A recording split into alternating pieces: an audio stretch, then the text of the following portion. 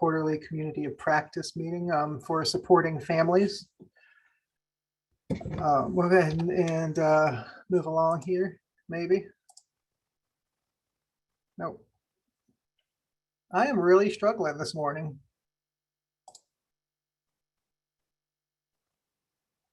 So we're going to go ahead and we have Zoom. If you haven't used Zoom before, these are kind of a guideline of what that bar looks like. You can mute and unmute yourself. We do encourage you to use your video. We love to see your face. You can look at participants. We also encourage you to use that chat as well. And if you happen to need to leave the meeting, we do have that end box there.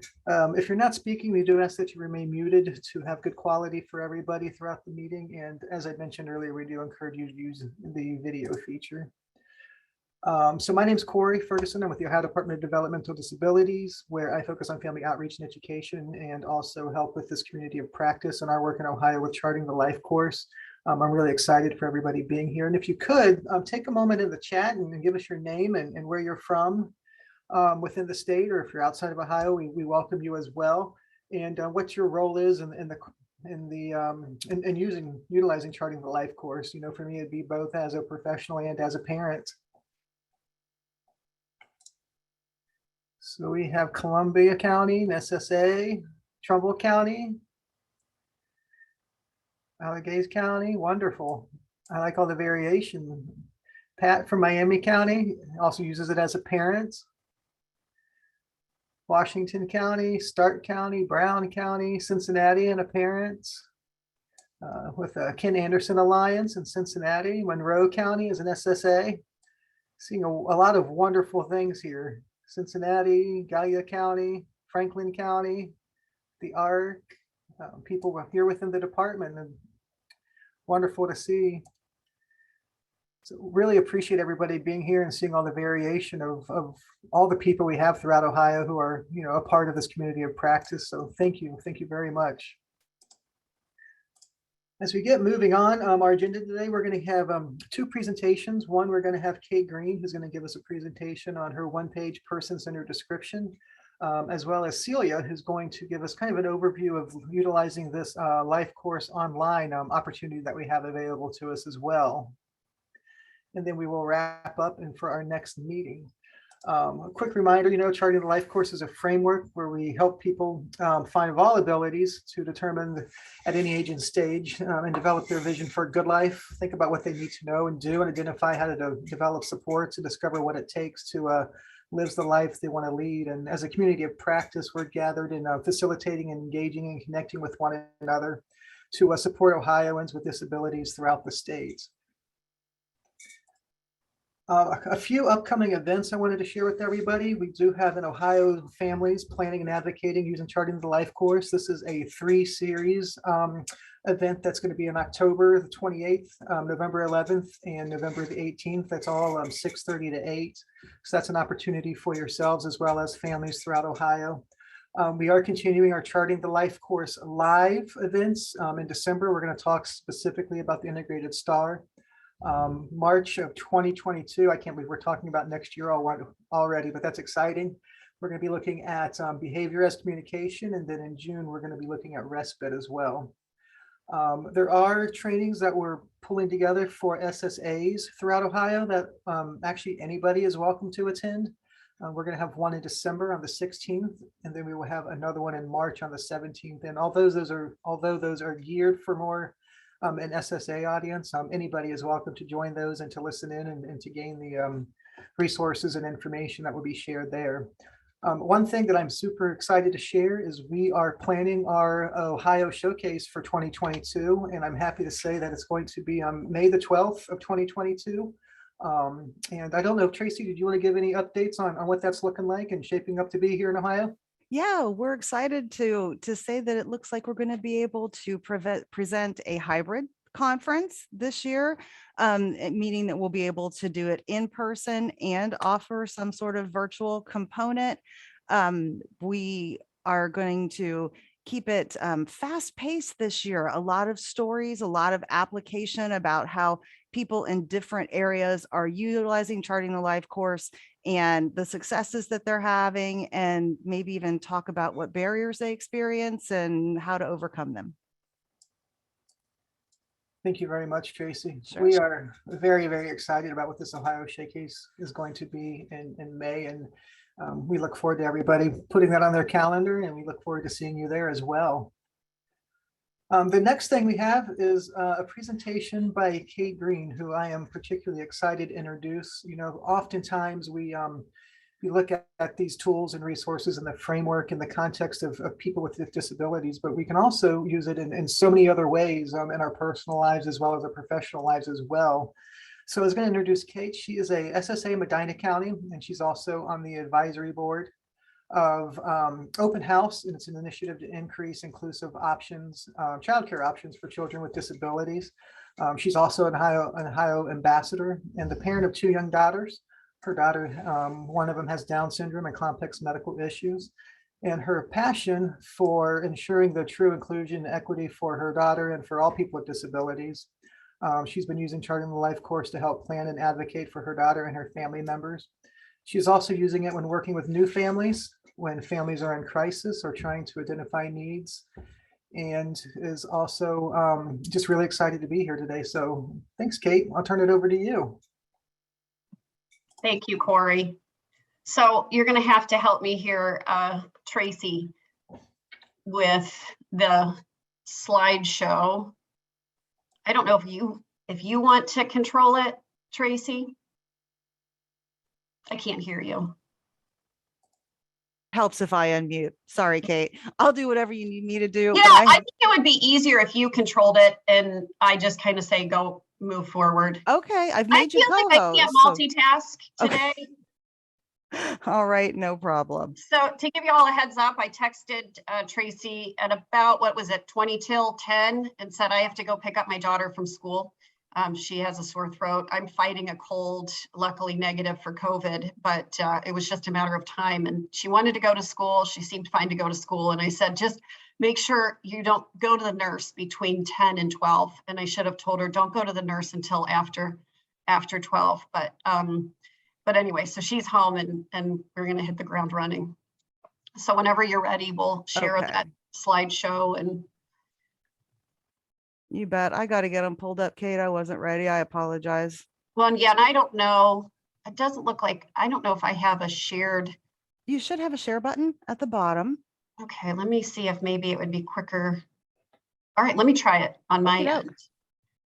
Let's, oh, look, we might be able to do this.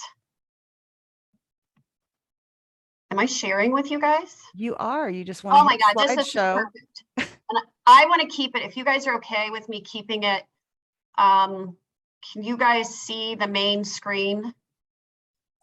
Yeah, we kind of have a double screen up, but it's very readable. I kind of want a double screen if you guys are okay with that, because that helps me know kind of what's coming up. So I wonder if I can just. If you, okay, yeah, you should be good. I want to, maybe if I just shrink it a little bit. So, you know, based on Corey's introduction, you know, I'm, you know, primarily an SSA and a mother to my 2 daughters, Adelaide, age 10, Lorelei, age 7. Lorelei has Down syndrome. I was an SSA when I became pregnant with her. So that's really always been my primary focus. I never thought I would be doing anything related for my husband. But we had a turn of events this summer that had quite an impact on our lives. And I'm grateful that I had the tools available. I always did a 1-page description. I called it a profile. I know we've kind of changed the lingo for that. But the 1-page description for Lorelei, when she was in daycare, I did it so that everybody knew what her medical issues were, how she best learned. That's what she was interested in, especially because she had communication difficulties, some speech delays. So I do it every school year. So I developed a 1-page description for Brian based on my experience this summer. And I wanted to do it, and I'll go into a little bit more detail in the next slide about why I had to do it, but I wanted others to know who he is, what is important to him, and why he is so important to us. So our world changed in one afternoon. So on June 15th, Brian was rushed to the ER with internal bleeding. We actually thought it was maybe a bleeding ulcer. He underwent emergency surgery to repair an esophagus, and he was diagnosed with end-stage liver failure. He was in the ICU in a coma, life support until July. So about 2.5 weeks, he was in a coma. We were anticipating that he would not survive. He had developed sepsis, pneumonia, had fevers on and off again. So he, based on the condition, developed the seizures and the encephalopathy, which, although the end-stage liver failure was the most significant, it became the primary concern was the brain injury as a result of the encephalopathy. He spent 2 months in the hospital, including 2 different rehab facilities, and he has survived, and he has since been working to regain memory, speech, mobility, and daily living skills. I was sharing this with Brian the other day, and he looked at that picture and he said, "Why are my hands so pudgy?" And it literally was the edema and all the fluid that had accumulated. So while we were in the ICU, here are some of the issues that we faced. There was a different staff, nurse, doctors, therapists, medical assistants every day. He was in a coma on life support. He could not speak for himself. I was being asked the same question repeatedly, and I was tired of telling the story over and over and over again.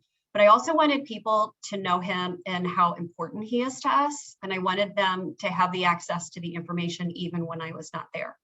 So I hadn't done the 1-page description until he had actually transferred out of the hospital into a rehab facility.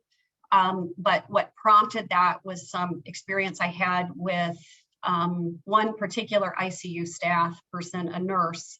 Let me just clarify that those staff, the assistants, the doctors, the nurses are heroes and angels among us. So 99% of the staff were incredible and deserve our praise. The one staff can, it's the rotten apple can ruin the bunch, but this one particular staff interrupted me while I was trying to have a conversation with the doctor about a medication that he was on. It was a continuation of a conversation I had had with a different doctor the day before, and that nurse was interrupting me. And at one point he was thrashing as he was coming out of the coma, and they were, giving him medication to calm him, not overly sedate him, but it was a balance, a dance really with the medication that they were giving him. And I had said, he was thrashing a lot, but we also had, the seizure concerns. And I said, why is he thrashing? What is he doing? And she said, they just do that. We don't really know why. They just do that. And I said, who is they? Who's they? This is my husband. This is Brian. I will say, Brian, he had this underlying condition already. And then with the pandemic, he was adding insult to injury because a lot of people were drinking more during the pandemic. There was wine with DeWine. It was, it's very casual the way that it was, be on social media. And I didn't know that he was drinking. I didn't know that was happening, but he had lost his brother during 2020. This is a very social guy. We spend a lot of time with family and friends, traveling, visiting family in Virginia, Michigan, Pennsylvania, Cincinnati, and we didn't have any of that. And he needed that more than anything after his brother passed away. So I desperately needed folks to know that his name is Brian. He's not a they. He is my husband. He's a father. He's a son, brother, uncle, cousin, friend, colleague, etc. He's wildly talented, endlessly devoted to his family, and he loves his children. And he is profoundly loved by them. This picture was actually taken while he was in the rehab, the first rehab he went to, and I just love it because the way he's looking at Lorelei. He had difficulty with speech. I'm not even sure at this point if he was able to pronounce her name, but he absolutely was tickled at the sight of his children. And I just love the way that he is, looking at her.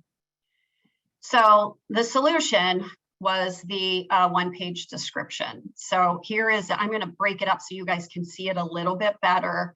But this is literally the template that I used for Lorelei. So I just took it, and while I was working on this while he was in the hospital, because he went to the ICU and then he stepped down, and then he was preparing to transfer to a rehab facility. It was a step over, so it was still medically critical care, but they increased the therapies. So I was really excited about this move to increase the therapies because he was starting to speak. His speech was still rough. He still had some hallucinations and things like that. But what was really interesting is he was literally making phone calls and taking phone calls in his delirium while he was in the hospital.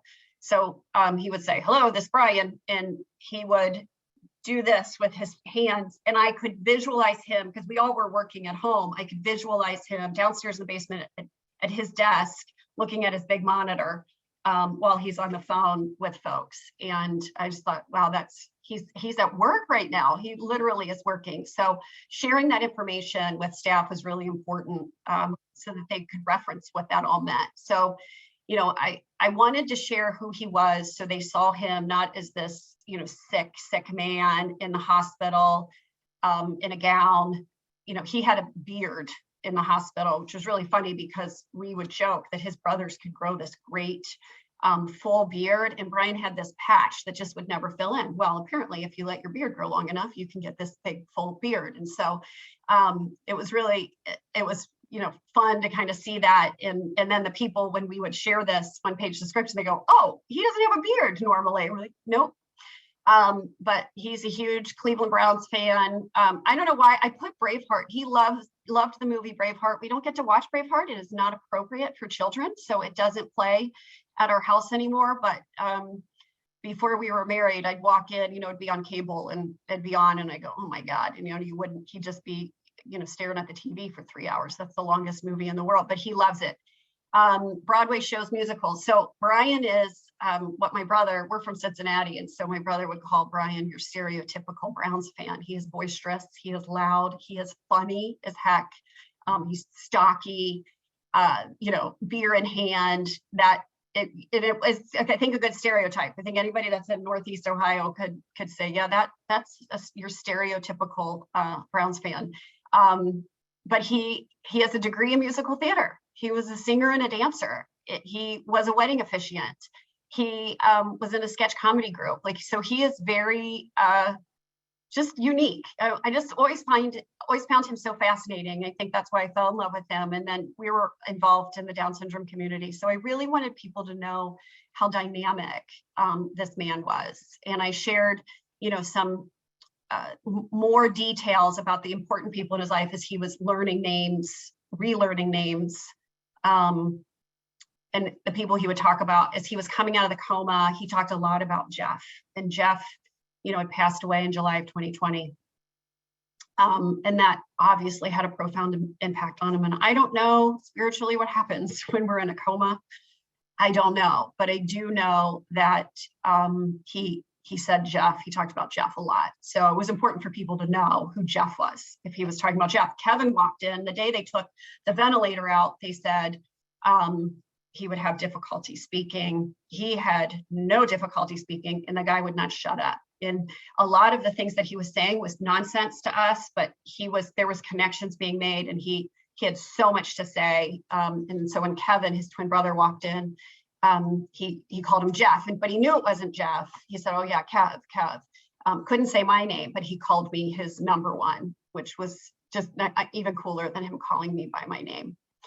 So I put in real specifics here because it also do people need to know that he's from Medina? Not necessarily. It's not critical to his care that they know that he graduated from Otterbein, but what it does is it personalizes him. And so when staff are looking at that, they go, "Oh, his PT at his last rehab said, 'Oh, my husband's from Medina and we live in Copley.'" And so it just created that personal connection. And I also wanted to include, in this area right here, the kind of home we lived in, because therapists were asking that a lot. Do you have stairs? How many stairs do you have? How large is the bathroom? Just trying to gauge all of those things. He is actually staying with his mom because she's on a very, she's in a condo. It's a very simple setting, and he still requires quite a bit of supervision and support. And with me working and the girls, that's just a lot. That's a lot to take on. So let me see, where am I here? This last part, I wanted to share with them to show not just like, he had a career, all of his background, his history, his interests, but how I was telling him, you got to take care of yourself, Brian. This is a two-man operation. This family is a two-man operation. As I saw some of the mental health and just depression and eating issues, I was so concerned about him. And I would say, like you have a wife and kids, but Jeff wasn't married, didn't have children. You can't follow him into the grave. But, Brian was deeply dedicated to our family. Lorelei has had a lot of complex medical issues, multiple hospitalizations. She had her tubes. We went in for tubes and a hearing test, and we came out a week later with a pacemaker. They discovered a heart condition.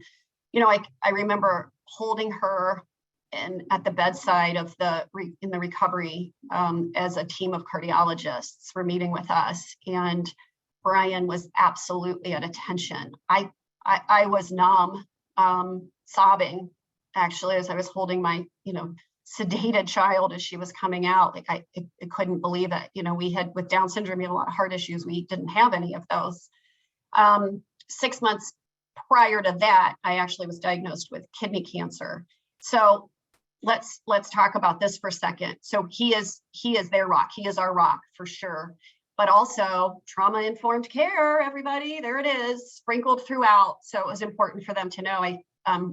All of these experiences, I think have impacted all of us. It's almost like this, it's a whole other complex PTSD, right? It's not your traditional complex PTSD. It's different. And we don't really talk, we don't really have a diagnosis for that. But it exists. And so this is also really important that I felt was really important to share with the team. So I put this together, I put it in a clear plastic sleeve, ready to go. And so he was transferred to this rehab facility. It was the only one of its kind in the Akron area. I was so excited, so eager for him because we knew he would get better with therapies. They started therapies at the hospital, but he needed more intense therapies. So I brought it in, I hung it up and shared with, nurses and anybody coming in, therapists, that sort of thing, what was in it, what we were talking about. I had some issues with his diet and with his fluid intake. Didn't think he was getting enough water. I wasn't getting a lot of communication from nursing staff. And there was some times where he was like sliding out of his bed and then sliding out of his cardiac chair. Or he wasn't in a wheelchair enough, that I had some concerns about. And I had shared during a team meeting, are you referencing the one-page description? Are you utilizing that during therapies? I was sharing my conversations with them, the conversations I was having with Brian, and the response was, that's great, but. So it was not valued at all. My input was not valued at all. And I really was giving them, I was giving them information that should be making their job easier. And I was told about, when I was sharing some of the conversations that I was having with Brian about just stuff, I was just talking to him. I was there for 3 to 4 hours a day. And I was just talking to him about things, and he was saying things that led me to believe he was meaning, he was saying the number 10, and then I heard him try to say birthday, and Addie's birthday was coming up.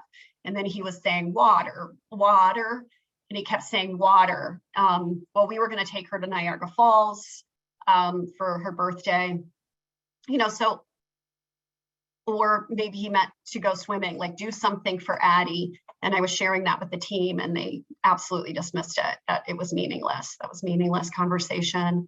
And that, I said, well, I asked, do you mean this? And he said, yes. And they said, well, he says yes to everything. He doesn't, by the way.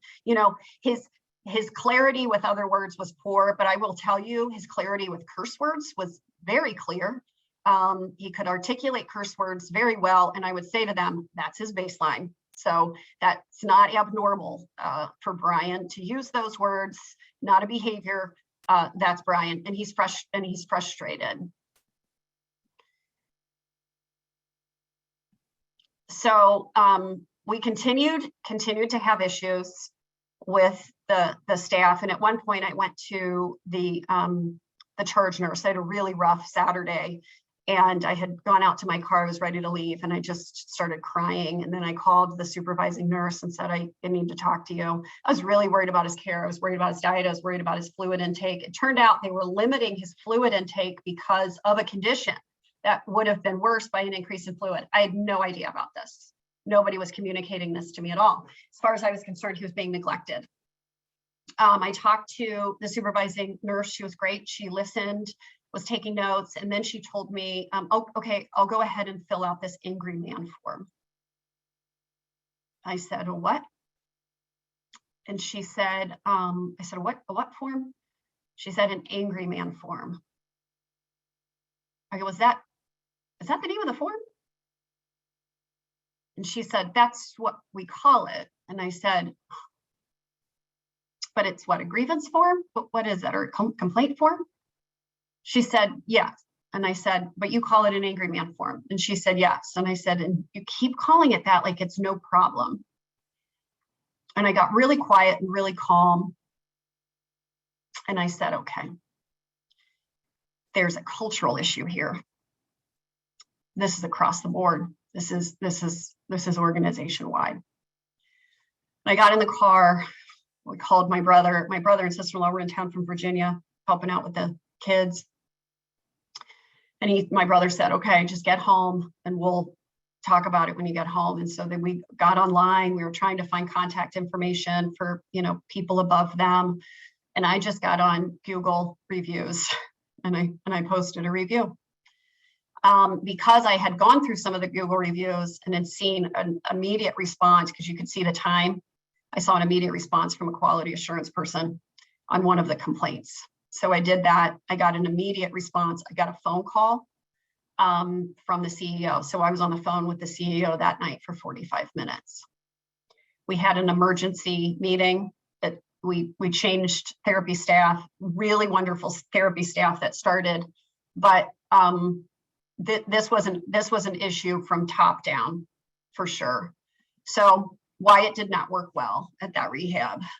They just didn't embrace patient-person-centered care. There were individuals there that did. His new therapy team, his new speech therapist and OT and PT were amazing.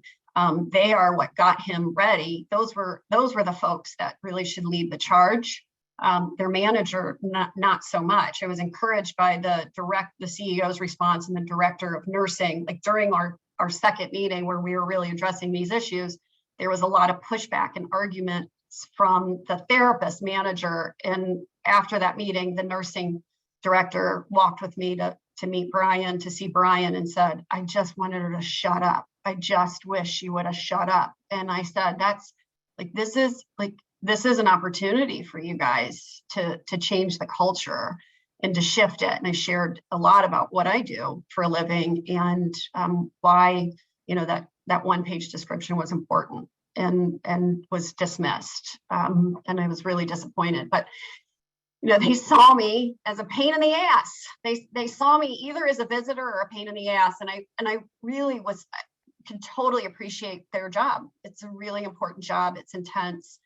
But I had a nurse that was talking about his stroke, and I was like, he didn't have a stroke. So, I was like, well, I know they're going from patient to patient. So I wanted to make their job easier by creating this one-page description. They could just look at it real quickly. They didn't have to go through complex notes, that sort of thing. It was all available to them and for them. So things wrapped up pretty well. And he was then stepped down to a new rehab facility. So I packed his belongings. He was going to be transferred at 7 o'clock at night. I would be, leaving, usually left around 4 or 5, so I could be there, be home with the kids. And I packed his bag, and I put the one-page description in its, clear envelope on the top of the bag. And I arrived the next day. Visiting hours were at noon, from noon to 8. And so I arrived the next day, and this is what I found. I was so excited. It was on the board, and there's Brian. He's ready for the first preseason game. But that was there. And not only was it there, I was just so excited it was there. And then I would see staff walk in. I saw like a CNA helping him to the bathroom. And as he was in the bathroom, she's just looking at it, reading it. And she's like, oh, cool. Oh, that's cool. Just reading it casually. And then when the therapists were coming in, they were bringing copies with them. So they had made copies, and the speech therapist, had sat down with him and just started talking about family members. So just starting with that, and, had some great tools for us to use and to work on those speech skills. And the PT, she was like, oh, that's the one that said, oh, my husband's from Medina and we live in Copley now. So that's, was just a really good experience. And those therapists, at least the speech therapist is still Brian's therapist, outpatient therapist, and we email each other, and she calls me with updates, and I call her and send her. I took a video of him trying to recall something that I thought, was really important for her to see, how he was trying to kind of put the words together. So why did it work so well at the second rehab? I mean, it was already ingrained in them. Like, they got it. They had very high emotional intelligence. They understood and embraced the importance of Brian-centered care, that Brian is a unique individual, that he wasn't just any other patient that had cirrhosis and encephalopathy, that, Brian is highly intelligent. The guy is smart as a whip. So, and although in retrospect, there was some decline, he was still doing his thing. He was still working. He was still, doing all the things that he was doing routine wise with the kids. They, like I said, they considered me an equal and really important member of the team. They saw the information that I had to share in my role as a key to his success. So Brian is now, he's doing much better. It is slow. It's slow but steady. Kind of want to end on this note. The thing about Brian's condition is we don't know. We don't know what's going to come of this. They are holding off on a transplant. He seems to be stabilizing. In the brain recovery, he could go back to normal or semi-normal, or he could plateau. We just don't know. And as far as like life expectancy, he could be with us for a year or 2 years or 5 or 10. But I'm going to let you in on a little secret. We don't know that about any of us. We don't know how much time we have.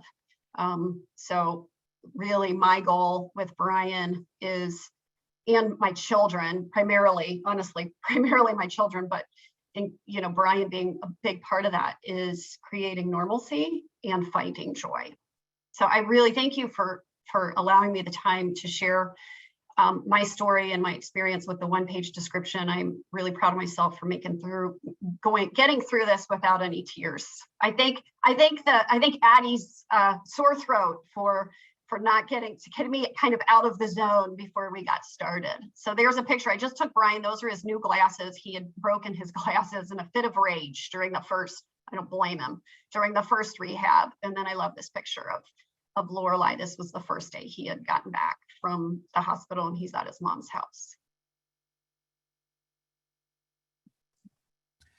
Wow, Kate, it's such a powerful story of not only this person-centered plan and using this one-page description, but of your perseverance and making sure that there's a face with the patient and not just, a case or a number. I've worked in healthcare for 12 years before diving into this work, and I saw way too often that patients were a case, a number, and that sort of thing. And I think like this, person-centered one-page description, it really puts a face and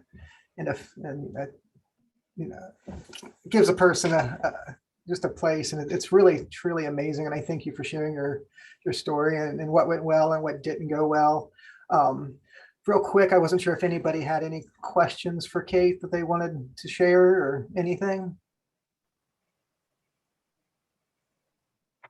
Hi, everybody. It's Kim Matthews. I don't have any questions. I just wanted to share my deep appreciation to you, Kate, for being so willing to share a very personal part of your life with us.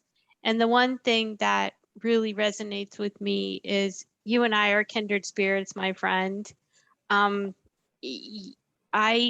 went through a pretty traumatic experience with my spouse. He passed away in May. But the one thing that really stuck to me was that you're finding joy, and choosing joy and making the most of each and every day is so very important. So thank you for sharing. Thank you. Well, so much so, for not crying, but Kim, thank you for sharing. I think I had hesitated sharing just that there was, alcohol use, and I had asked him if that was okay. I'm not interested in shame. It's just not. It just bores me. It doesn't have a use. And quite frankly, we're all human, and we're all part of the human experience. And during COVID, we've experienced profound loss. All of us. Brian's brother didn't die from COVID. Really, he died because he didn't take care of himself. And certainly alcohol did contribute to that as well. But these are beloved people that have been suffering. So thank you for I believe in vulnerability, and I appreciate you trusting and allowing me to share that. Well, thank you very much, Kim, for your comments, and thank you, Kate, for your wonderful example of how we can use this charting the life course framework in a way other than perhaps what we're typically used to doing it in. I am going to try to share my screen. I'll see how this goes. I've been having trouble today. We're going to break into some breakout groups now and let you guys talk among yourselves. And one of the things we're going to focus on here once we get into our groups is take some time to introduce yourself really briefly, your name and your work or your connection with charting the life course. We are going to have people record kind of the conversation with a few notes and then report out to the larger group. So the person with the next birthday will be responsible for sharing, just a quick couple brief points about what your discussion was. We are going to meet for about 10 minutes, and we're going to focus on, as we look at this one-page person-centered description, what barriers are there in the use of it? What strategies or processes could be used to overcome those barriers, and how can we apply these within your own sphere of influence and the work that you do? So those are going to be the questions we're going to focus on in this breakout session. And Tracy, do you have the breakout groups ready for distribution? We're ready. Perfect. All right. I'm going to send everybody now, and we'll be back in, what we say, Corey, about 10 minutes? That is correct. So at 10:50. All righty.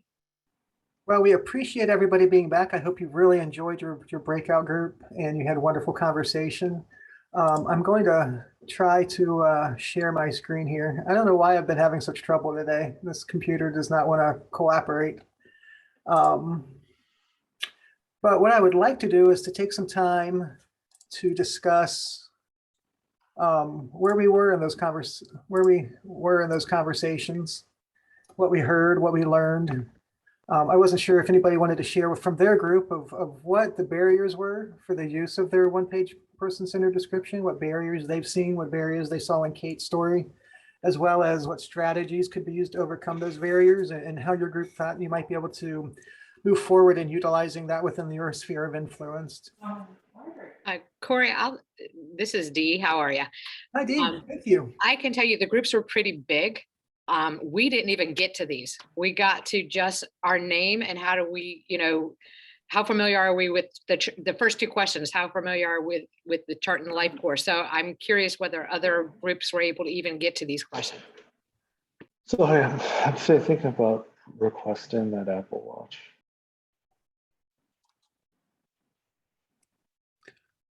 Well, hey, Corey, I volunteered some stuff. Our group didn't even introduce ourselves. We just kind of went right into the questions there. So one of the biggest concerns that we have is getting the people to actually read the one-page papers or the one-page capture here. And then being able to capture what information that person would want others to know about them, making sure that this is how they want to be portrayed out in the world, and then condensing all that information to be able to make it a one-page paper. We talked about the inconsistent, making sure that you are referencing that one page to the people that you're talking to, and that they know how important it is. And then just really paying attention to the individual, talking to them, making sure that they're having input, or their caregivers are there to tell us what is the most important. Thank you very much, Tanya. Some of the things that we shared in our group were the buy-in, getting people to look at it and take the time to read it. What we found, there's a tremendous amount of value in it, as we saw, is that it was able to build those personal relationships and those personal conversations where people was able to see somebody as a whole person, and perhaps not, for a diagnosis or for a reason that they were, treating them or helping them. So we thought that it really improved the communication and delivering care in a way that was, really beneficial to the person who was receiving care. I know, Tom, you unmuted yourself previously. I wasn't sure if you had anything to share. Yeah, I was just going to say our group kind of jumped right into the questions too. We didn't bother with the normalities of introductions, but it was really nice. We talked quite a bit about the newness factor. Well, I'm old and I've been around charting the LifeCourse for a little while. 5 years ago, we dealt with that kind of nobody knew what this tool was and how to implement that, and frankly, how to respect it and use it for engagement. And a couple other people talked about really the importance of the team buying in to using the Charting the LifeCourse tool and engaging the families. And then on the positive side of that ability to personalize, to really bring it home for the family and the person can help drive future activities, which was good. Mm-hmm. It always has an opportunity to grow from where it is and continue to improve the lives of the people that was designed to support. So we do have 2 hands up. I'm going to join these real quick, and then we may move on after that. But Susan, yes, ma'am. How are you?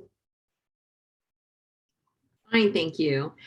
Similar responses is what has already been shared with my group, but I think thank you, Kate, for bringing awareness to the use of the tool beyond the DD system, and both of the people sharing in my group have had experiences with family members in long-term care, and how vital this tool could have been to that process. So we appreciate that, and I think maybe getting that word out as we understand the application to our own lives, it will build the awareness and importance of it in the people that we support lives.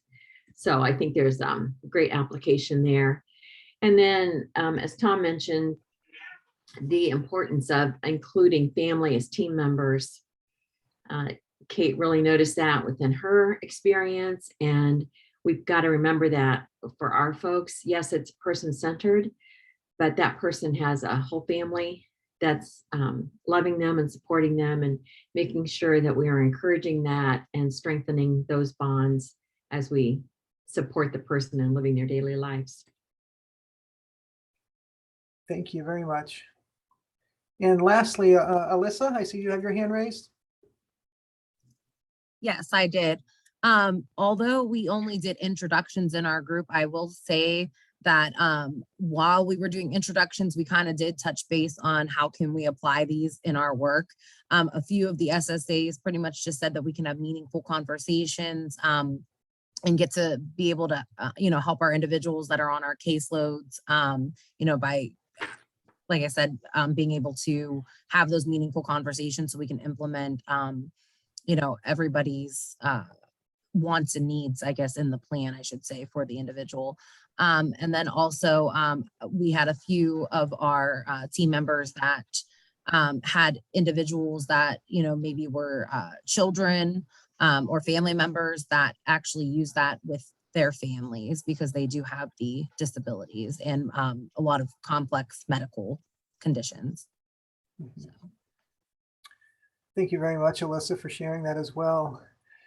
So I do encourage folks to continue the conversation outside of these this conversation here and share with one another as you cross paths with each other and the work that you do.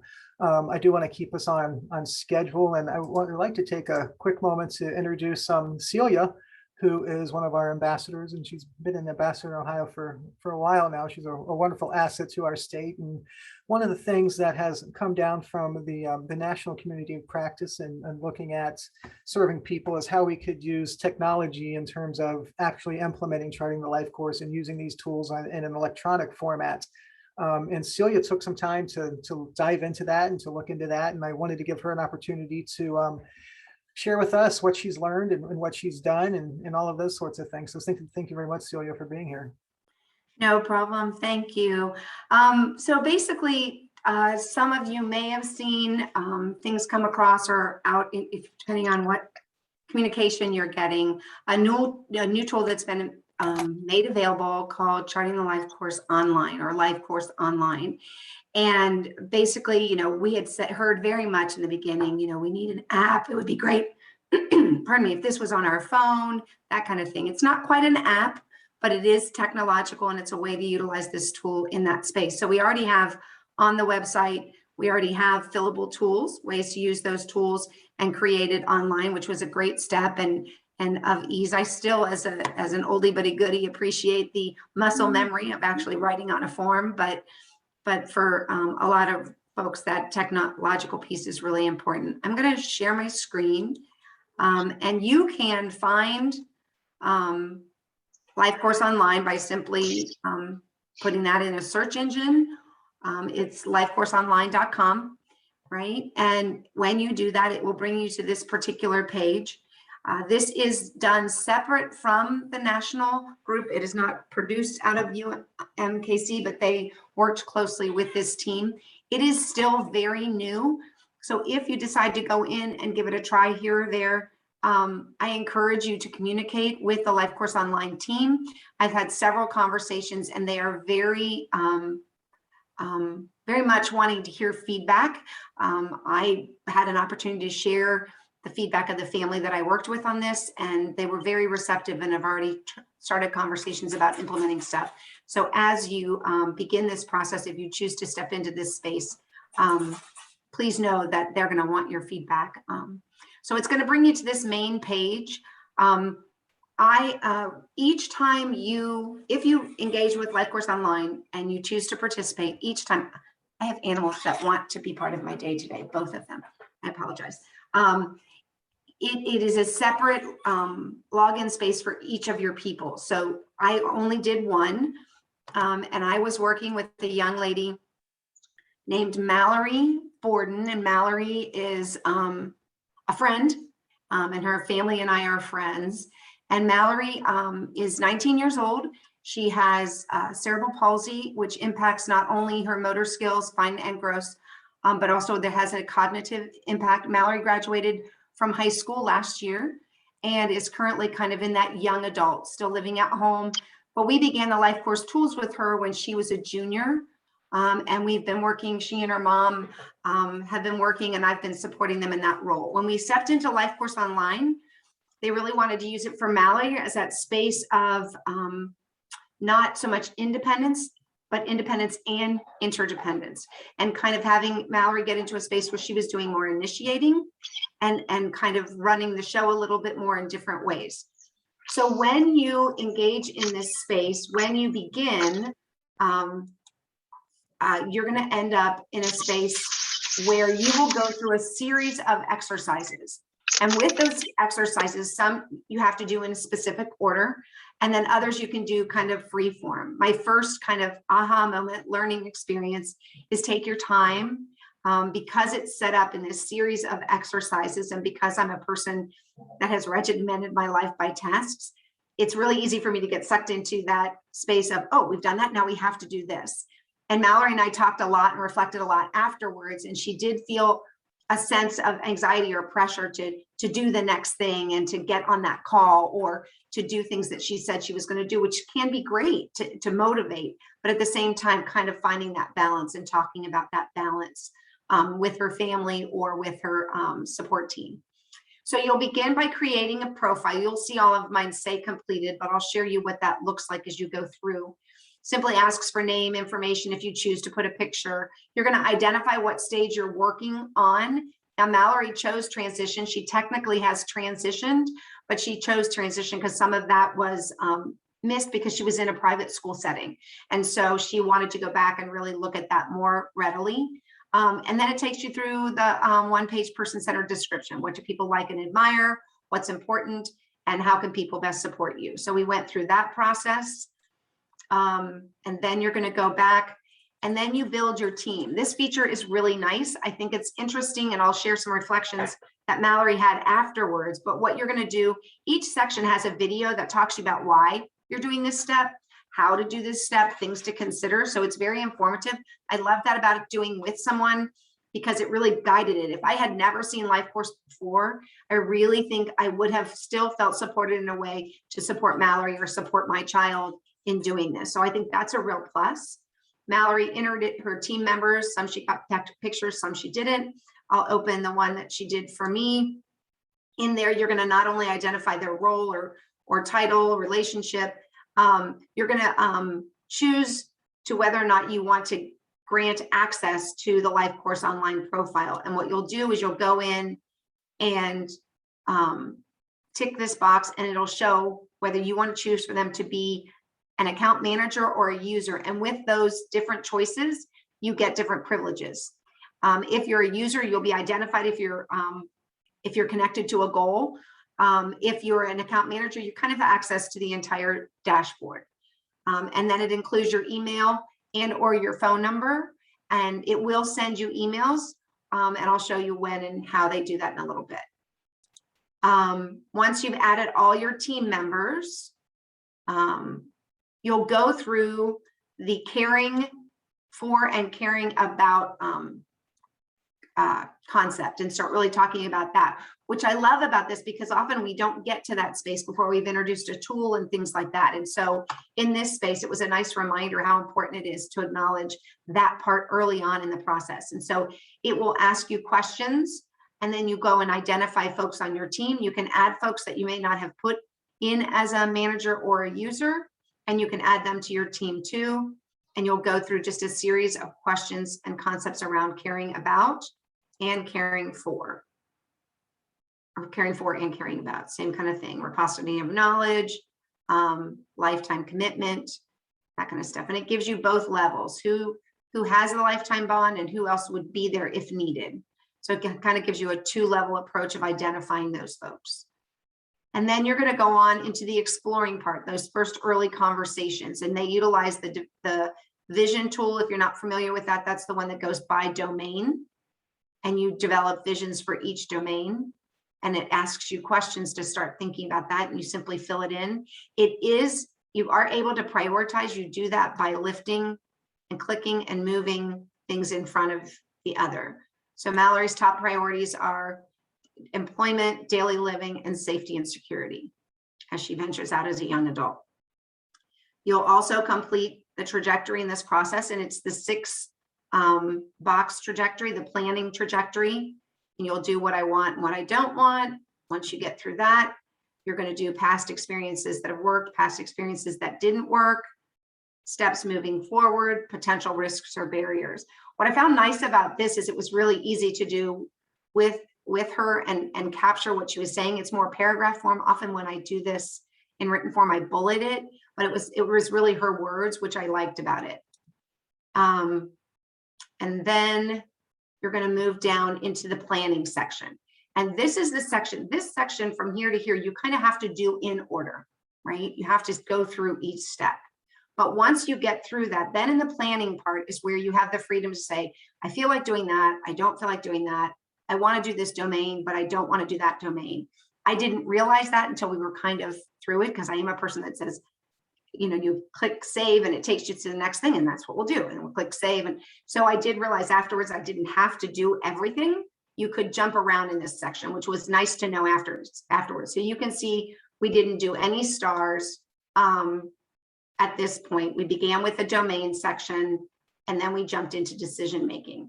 And what you'll do is you have to choose a domain that you're working in to move into any of those other three. So you're going to choose a domain, and then you can choose to do a star. You can choose a domain and choose to do a decision-making tool. But your domain is going to be your first step. That tripped me up too. I ended up having to call them and say, why can't I set goals? They're like, you're not choosing a domain. So you choose a domain out of any of the domains, and we've done all the domains from this aspect. She's done her vision statement, and that flooded in from that vision tool that we did. So these were already filled out, and we were able to just move through that.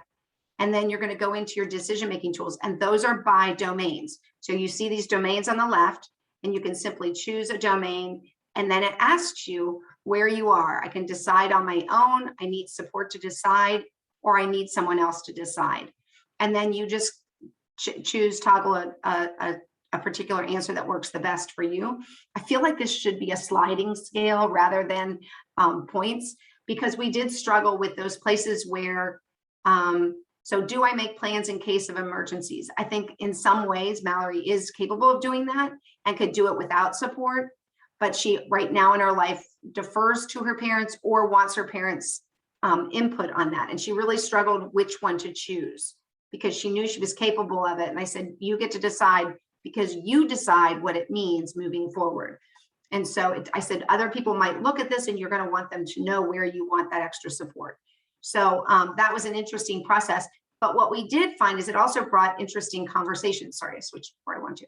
If you look here, Mallory and I talked a lot about these bottom two, and we wanted to make sure that Mallory was confident in her ability to make decisions. And this was something I was doing because Mallory's mom wanted her to have the independence of doing this.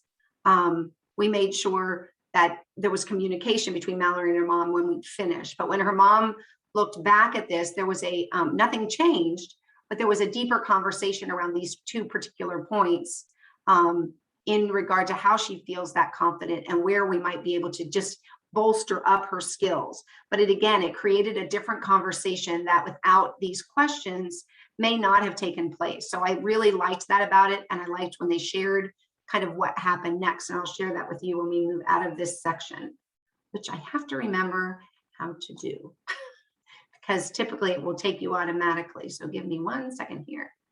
Back here. And I want to go return to charting.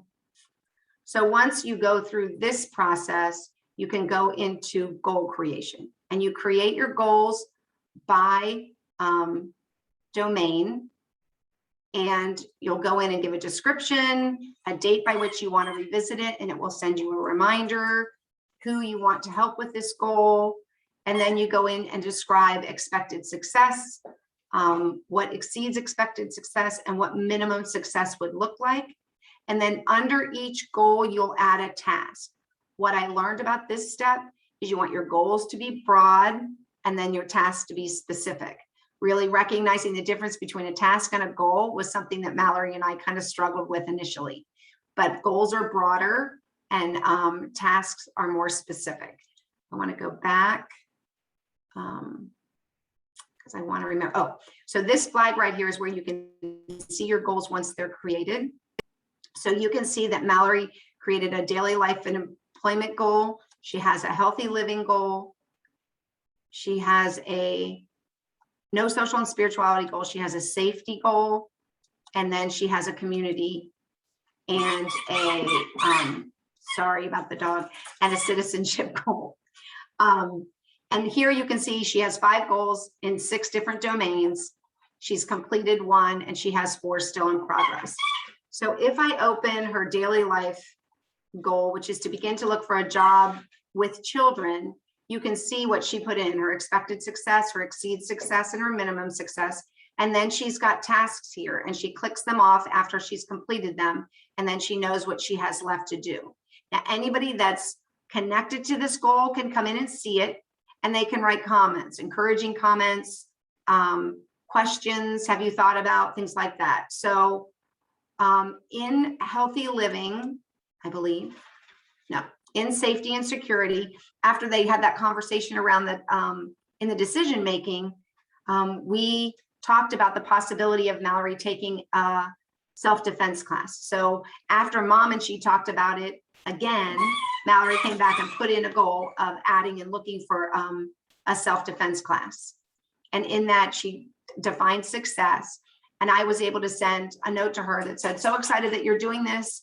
Maybe a friend to join you to do it with you. Can you think of somebody who might want to? And Mallory wrote back and said, good idea, thanks. So we had this communication in this space.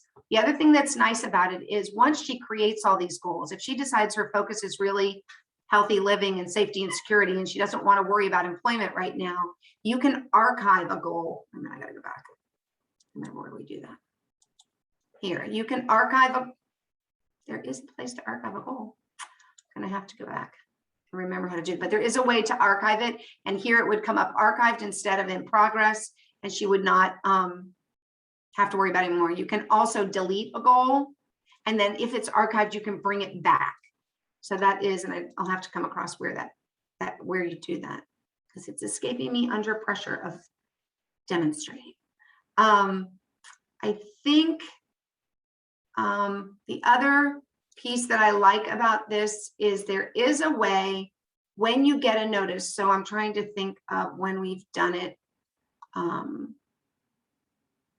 But if you choose to,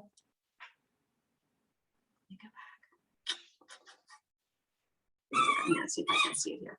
You can identify when you need help with something. I'm gonna have to go back into when you create a goal. Bear with me here. Turn to charting, go down to goal creation. When you create a goal, there is a space where they ask you if you need help with a particular, maybe that's in, I'm sorry, I'm having a little bit of a flood of, but you can go back and tell them you need help with a goal. And in telling them that you need help with a goal, they will then send an email that says, Mallory would like help with or assistance with this. And it's not to a specific, she can tag the whole team. So one of the times Mallory did that, she was going to go to an event in the community, and she needed assistance with getting there. And so it sent an email out to everybody saying, Mallory could use assistance. Are you able to help? The other thing is when you look at her goals, she's doing a Starfire project, family project now, and that is listed under community living. And so she's doing a Porch Fest family project. And in that, she's identified the next steps. And so eventually she may do that same thing where she's going to reach out and ask for additional assistance from neighbors or such. And she'll be able to use that if she adds them to her team for that particular event. When you're completed, all of this floods into a dashboard, and your dashboard will show some of the goals that you are working on. And then you can go back if you want and see all goals at once. If you've completed things, it will show it, and then events that you haven't touched. So Mallory's taking some classes at Gateway, and so she has her classes in here on the calendar. When you do a calendar entry, this might be where. When you do a calendar entry and you add an event, that's where you can ask for help. There we go. When you add an event to your calendar, it will ask you, do I need help to make this happen? So you can put an event on a calendar. You can check and let who you want to know about the event. You can even identify the domain or goal that it goes under. And then you can ask for help in that particular case.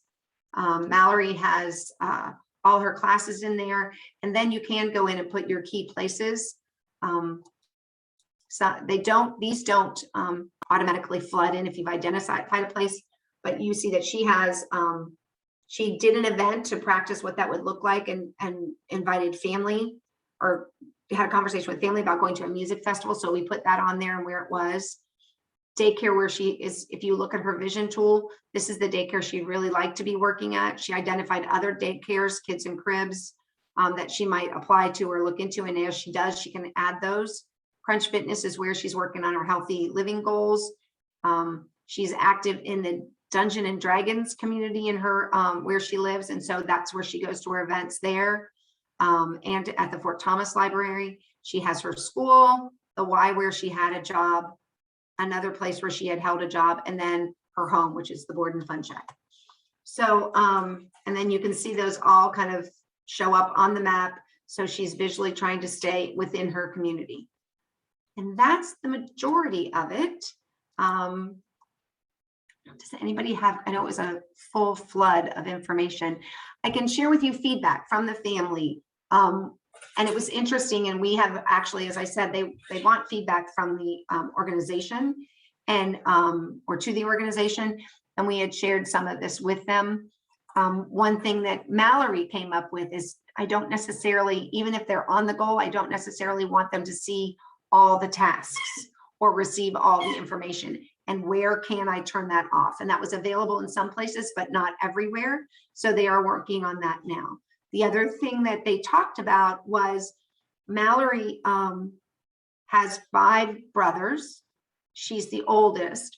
And she said to her mom, she likes the feature where she can reach out to specific people, but it sends them an email automatically from there. And she's like, you know, I don't know that most kids my age do that. They often just text or send a note that way. So she felt like it just felt a little weird to be doing it from there. So being able to talk about other ways to do that. We did talk with the organizer to say, could we send a text instead of a email if that would be, and so they are working on that, not working to do it, but they're having a conversation about that. So those are some things that have come up. There is a cost to this, and that has been a barrier for sure. Currently participating in it is $12 a month or a year subscription for $120, I think, or 150, I can't recall. But that's been a conversation, not only with Mallory's parents, but with other families that I've talked about or talked about it with. It is not an app, it is a platform. If you have multiple children, another deterrent is that it would be per child. I did have a lengthy conversation with the folks that are doing it. They are looking into making it be something that could be utilized as a paid service. But I did again have that conversation about now we're only tapping into 25% of the folks, and we really want to, in this format, thinking about the 100%. So we're being very vocal about that part. I don't know if we'll have an impact. A parent that I spoke with recently, and I think she's in the meeting, suggested that she might do it for a month, get everything in there, print it off, and then work, and then go ahead and stop, work on it for a while, re-jump in, and because they will keep your stuff online in this protected format or platform for a year. So that was another option where she was trying to think about how could I utilize this, because it really does walk you through step by step, and it helps a family member who's in that place that just is afraid to start, or someone like Mallory who's independent and wants to kind of do that interdependent space, but still talking about how to work around that fee. So that's it in a nutshell. Does anybody have thoughts or questions or feedback? Has anybody else tried it? Because I know some of the ambassadors were allowed to do it for free for a short period of time.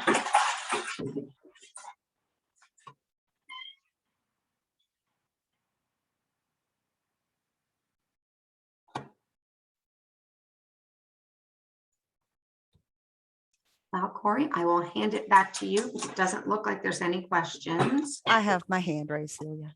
Oh, you have your hand raised. I'm so sorry. That's okay. Hey, I just wondered, and this is probably a really specific question. Mhm. If someone goes in, uses it, discontinues it, and they go back 11 months later, does that restart their clock on their year? Do you know? It does not. And in fact, from Okay. what I've understood, the year began when it begins when you log in Okay.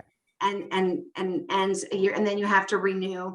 And it's interesting to me because the question I didn't ask is, if you're not a subscription, how is it still a year from the day you stop? So theoretically, if you jumped in 11 months later and paid the $12, theoretically, then yes, I think that new information in that month, yes. And we did talk about that with that particular parent that we were brainstorming about how to work around this, and she had suggested that too. So sorry, Tracy. No I worries. misunderstood. And then do you Yes. see Lynn put something in the chat? Okay, hold on one second. Let's see. I wonder if the company that offers this would consider contracting with county boards to provide to the families they serve, kind of like a public libraries. And it's interesting. I believe they're in Canada, because when I was talking to him, he asked me a question. He's like, do you guys do this in the US? So I think it actually is maintained in Canada. But I did explain to him a lot of things about, in that professional, I said, you're asking, an SSA has a huge caseload, and if they're paying $12 for every person they want to do it with, and that kind of stuff. So yes, Lynn, I think we're going to have to, I don't think that's going to be a quick knob to turn, because the first time I heard it, there's no plan to make it cheaper. That was the first response. Now, who I'm talking to could be a little different. And he keeps trying to figure out that piece of it to go back to. And I don't know if in Canada it's different and they have different access, because their medical systems are different and how things are funded are different. And so maybe they've done it there and it's totally accessible to those families for free, possibly. And more from a US standpoint, it's different for us. So I'm not sure.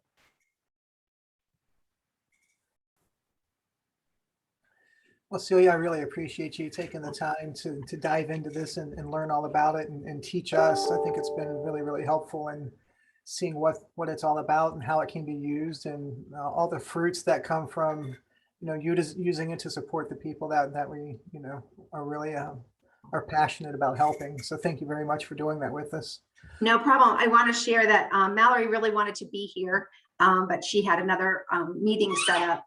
But she does want to possibly come back and share some of the things she's experienced. She did express that it's now in the forefront of her mind, to a point that she has to remind herself she doesn't have to do everything right now.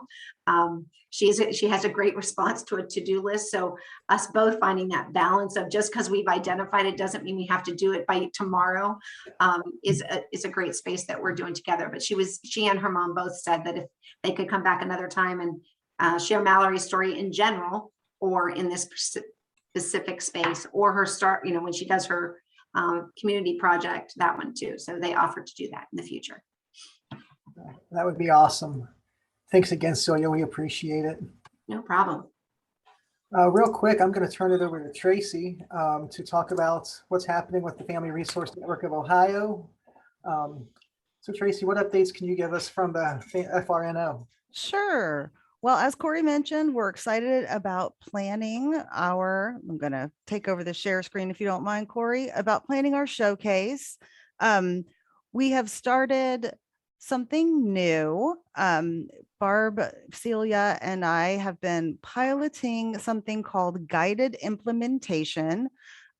We have rolled it out to a couple county boards now, where we are helping groups and walking through the process of getting started, because that's one of the barriers I think that we hear most often is it sounds great, not really knowing where or how to take that first step. It's a 5-part series. We started with Darke County, and they are actually going to come to our showcase and talk about it in May. So looking forward to that. And I brought you to the website because I wanted to show you a few things. One is we have just added a vaccine information page. If you know anyone who still would like to learn more, still has some concerns or questions, we have added this. We have a short 5-minute video from Dr. Carlos Malvestuto. He is an associate professor of infectious disease here at the Wexner Medical Center here at Nisonger. Cincinnati Children's put together a great video with a bunch of wonderful self-advocates, and they're talking about how important getting the shot was to them.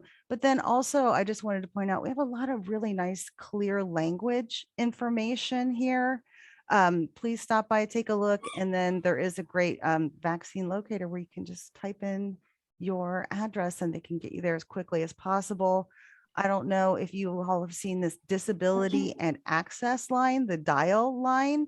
It's interesting. They have tons of resources available, as you can see, call, TTY, email, that sort of thing. And there's some other articles, which I won't bore you with too much, but it's a great page and it's going to be updated very shortly with even more information regarding the boosters for children and how that affects people with disabilities as well. And then I thought I would also show you all our event calendar. I don't know if you're familiar with it, but as you can see, things clearly happen at the beginning of the week in our world, not so much at the end over here, Fridays, Friday, Saturday, Sunday.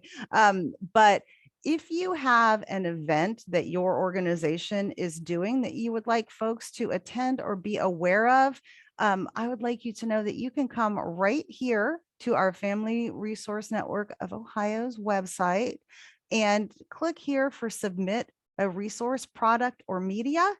And you can also submit an event. So an event would go to the calendar, but if you are offering, again, resource, product, or media, we'd love to know about it. And we'd love for you to add that information. You'll see our database is searchable. So we search by keyword. We search by, I can't even remember all the different demographics, but I'm hoping that you'll all stop and visit. Today's recording will be put on our video page. You can see we have a few things here already, and I will continue to try and upload and add to our video page. And then finally, right here on our Charting the Life course, I wanted to show you that you can come right here and request a training for yourself, for a family, for an organization. That sends me an email and we look at that and find out who we think maybe the best trainer would be for you and get somebody out to you. And then finally, I also wanted to show you this, that we now have some of our LifeCourse ambassadors with short biographies listed here. If you want to get to know us a little bit better, and if you're an ambassador and you haven't sent me your information, please send it, because I sure would like to put you on the page with everybody else. All right, I think that's everything I've got for now. Did I miss anything?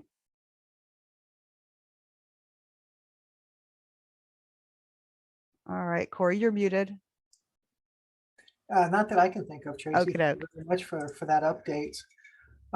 So we are wrapped up for the day. I do want to keep us on time. I know everybody has a lot of obligations and may have other meetings or lunch to get to. We are going to meet for next time in January. Tracy and I are going to hash out those dates for 2022. We will make sure everybody knows what those are and get those registration links out to you. In the meantime, Tracy gave us a good overview of FARNO, Ohio. You can find resources there and sign up for trainings there. And also you have access to all the different forms and tools at lifecoursetools.com. That's where you can find those as well. Never hesitate to reach out to either Tracy or I. We're always happy to be a resource and be helpful in this continued work with charting the life course.